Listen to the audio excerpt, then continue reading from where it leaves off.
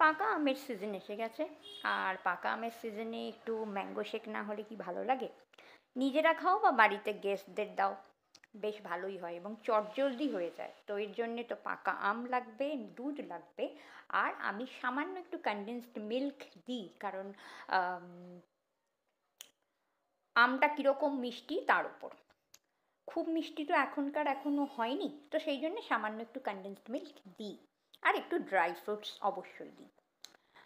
আর কিছুই তো নয়, শুধুমাত্র আমগুলোকে জাস্ট বার করে নিয়েছি পাল্পটা, মানে চামচে করে তুলে, আর তার মধ্যে মিক্সির জারে একটু দুধ মিশিয়ে দেব। কনডেন্সড মিল্ক কিন্তু সামান্য পরিমাণ দেবো, দেখতেই পাচ্ছ আমার স্পুনের সাইজ, মোটামুটি সব মিলিয়ে ওই 2 চামচ মতো। বাস, আর কোনো কাজ নেই।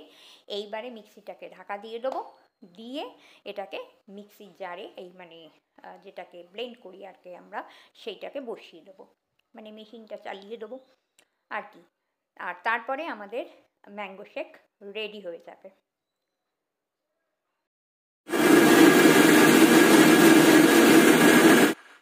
তো চলো, ঘুরিয়ে দিয়েছি। এইবারে যেটা করব সেটা হচ্ছে সার্ভিং। একটা কাপ বা গ্লাস নিয়ে নেব, এর মধ্যে দিয়ে দেব যেটাকে রেডি করলাম, মানে ম্যাঙ্গো শেকটাকে।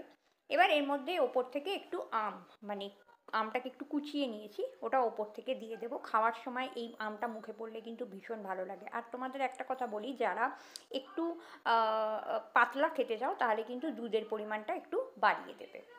আর ওপর থেকে কিছু ড্রাই ফ্রুটস, আমি এখানে পেস্তা, কাঠবাদাম আর কিশমিশ দিয়েছি, তো সামান্য পরিমাণে জাস্ট ওপর থেকে দিয়ে দেওয়া, ওই সামান্য গার্নিশিং বলতে পারো।